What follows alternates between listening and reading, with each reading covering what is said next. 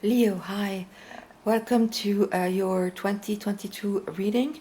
It's a general reading for 2022. So I just want to say about 2022, it's number 6 here. You know, 2 plus 2 plus 2 plus 0.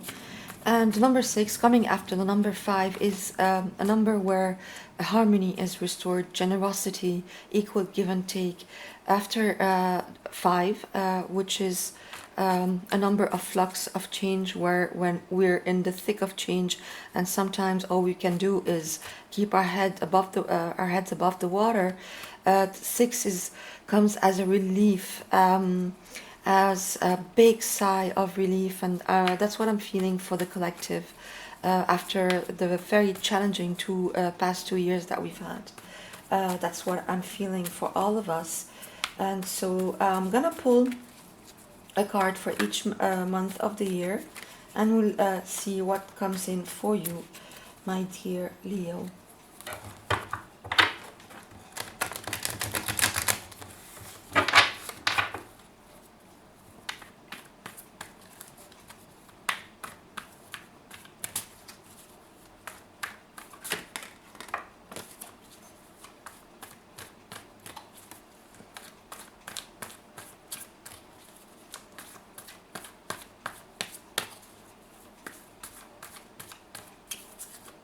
All right, let's start.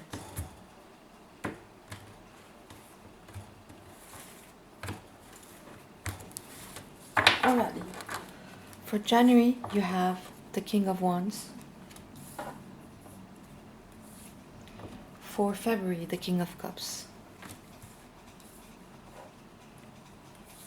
March, the Six of Wands. Wow.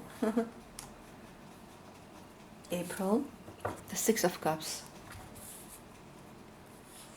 May, the King of Swords. Wow, so many kings.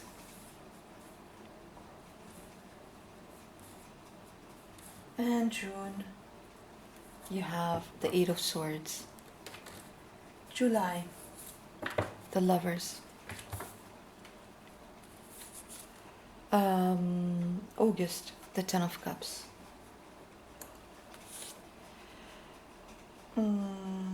Where am I? September, Temperance. October, the Moon. November, the Two of Cups. Whoa. And December, you've got the Emperor. Bottom of the deck, you have the Eight of Pentacles. So a lot of indication of love here, Leo, in this year. Success as well. Characters, a lot of characters. It could be you, but it also could be other people. But very, very big indications of a very big love. Big love. Yes, big love. So in January, the King of Wands, and this is your minor arcana. This is absolutely your card, Leo. And what it tells me is that you're coming into 2022 feeling absolutely yourself. There's a feeling of authenticity here, being in your own power, feeling empowered as well. The King of Wands, not gender specific, of course. He's extremely creative, extremely self-confident, knows exactly who he is, what he wants. He has his passion, his drive, his motivation firmly in hand. Eccentric in the most beautiful way, very colorful character, and really it's you. But it's you in your best possible version. No arrogance here, no not it's like you deserve everything you've got here with the King of Wands. You deserve this quiet self-confidence. It's a self-confidence that comes from within. So you're starting the year feeling extremely solid, extremely yourself, and being very creative on top of your game. We have the King of Cups in February, so this could be a character, somebody else, somebody who has a lot of unconditional love for you but is not expressing it. Or it could be you feeling extremely on top of your emotions. It's like with these two kings, If it's you, Leo, you are absolutely a master of your emotions and of your power. You are very balanced with the King of Wands and the King of Cups, and just very masterful, very solid, wise, very established in your emotions as well. And if it's somebody else, it's somebody who has a lot of feelings for you but is not expressing them still in February. For March, you have the Six of Wands, so a card of triumph, a card of passion as well. We're talking about fire, your element. Uh, it's you take everything in stride, and no wonder, because starting with the King of Cups and the King of Wands, as I said, you are absolutely empowered here, and as a wow, look at that, as a overarching energy. I'm just gonna wait for this plane to pass me by because it's very okay. So with the Ace of Wands and the Eight of Pentacles being your overarching energies, it's I see 2022 as a year of success in your career, in your projects, in your side hustles maybe, or projects that you are extremely passionate about, passions that you've turned into projects, and now you can make a living out of them, something like that. I see you very hard at work with a lot of passion, a lot of motivation and enthusiasm. It's like your projects, or your self-employment, or even the company you're working for. It's like you are really very successful here. You're being recognized by others, overcoming any challenges within your career, within your projects. Your trajectory is extremely successful when it comes to your physical life, or your money, or your career. I mean, all the tangible stuff of life, your material life. I see you as being extremely on top of that. You also have strength, your own major arcana. Again, this feeling of being you, being in your power, having tamed shadow aspects of yourself that were keeping you blocked. Um, an extreme sense of success, renewal of passion. You absolutely look at that. The King of Wands, he has the Ace of Wands in his hands, and this is exactly what you've got as an overarching energy. So much success here in your career, in your physical life, abundance, money, financially very successful, and really working at something that you're extremely passionate about. All right, um, that's in March. In April, you have the Six of Cups. So that's where I see the beginning stages of this love, this relationship, this partnership that is really showing up fully in the next 6 months, in the second half of 2022. It's starting somehow in April. It's like you're missing someone in April.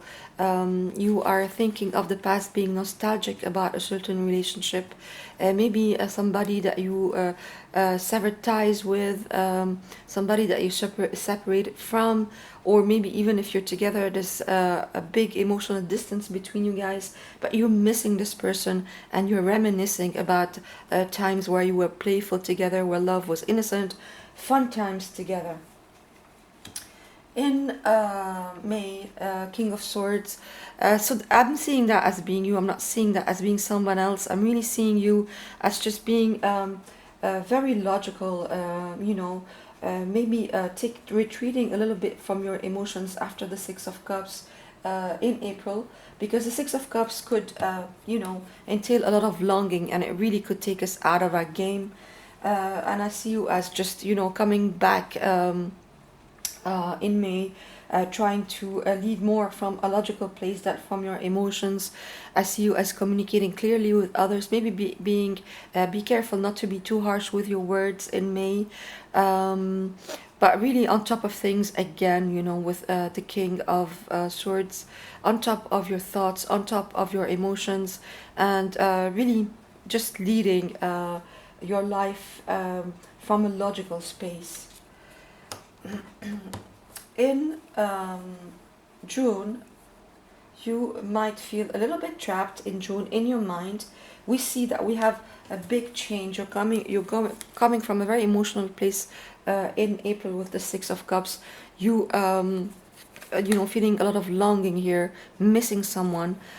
In May, you sort of put a lid on that and just lead with your logic.